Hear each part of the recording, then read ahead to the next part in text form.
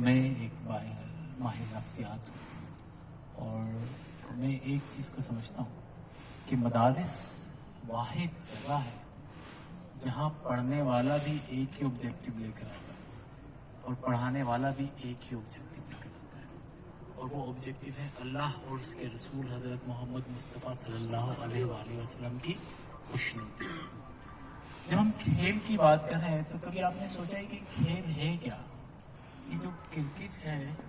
یہ اصل میں کس طرح سے ہماری شخصیت کے اوپر اثر انداز ہو سکتا ہے؟ ہم مختلف وفاق، مختلف آئیڈیالوجی سے تعلق رکھنے والے لوگ ہیں، ہم مختلف انداز سے پڑھاتے ہیں، ہم مختلف انداز سے پڑھتے ہیں، اور ہمارا سوچنے کا انداز دوسرے کے سوچنے کے انداز سے الگ ہے۔ جب کبھی ہمارے درمیان آپس میں مباحثے ہوتے ہیں تو وہ مباحثے کس طرح ہوتے ہیں آپ کو معلوم ہے کہ اس میں شدت آنا شروع ہوتی ہے، ہم ایک دوسرے کے خلاف اس طرح کی باتیں بھی کر جاتے ہیں جو کسی کی دل آزاری کر جاتی ہے، اور اس میں جیت اور ہار کا تعین بھی نہیں ہو پاتا۔ کھیل کیا کرتا ہے؟ کھیل میں آپ ایک الگ سوچ کے انسان ہیں اور آپ ایک الگ سوچ کے انسان ہیں، لیکن گراؤنڈ میں جب آپ اترے ہوئے ہیں تو آپ کو ایک ہی قانون سے کھیلنا ہے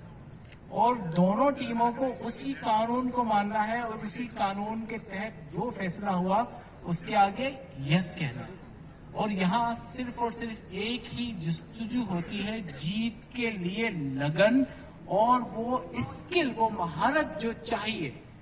یہ کبھی نہیں ہو سکتا کہ بغیر مہارت کے آپ کھیل کو جیت سکیں۔ تو آپ کھیل جیتنے کے لیے اپنی مہارت کا معیار استعمال کرتے ہیں، اور اگر آپ کی مہارت دوسرے کی مہارت سے کم پڑ جائے تو آپ اس مہارت کو بھی قبول کرتے ہیں کہ میں اگلی بار اس سے زیادہ بہتر کوشش کر کے آؤں گا اور دوبارہ سے اس گیم کو جیتنے کے لیے اپنا تن من دھن لگاؤں گا۔ وہ عزم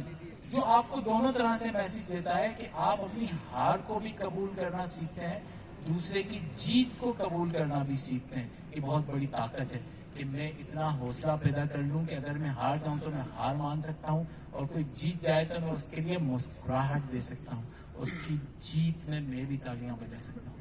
کھیل کو کھیل لیا جانا چاہیے۔ آپ ہار کے کچھ بھی نہیں ہارنے لگے اور آپ جیت کے کچھ بھی نہیں جیتنے لگے۔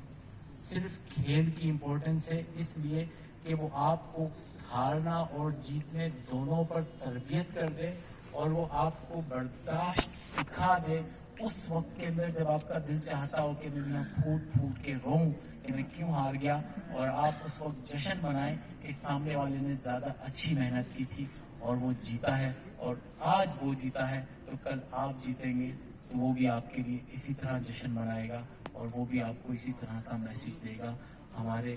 دین اسلام کے لیے بہت زیادہ ضروری ہے کہ ہم سب اپنی کمیونٹیز کو لے کر ایک جیسی ہماری چیزوں کو لے کے کھڑے ہوں، ایک دوسرے کے لیے محبت اور برداشت کا میسج ہمیشہ دیں۔ انشاءاللہ تعالیٰ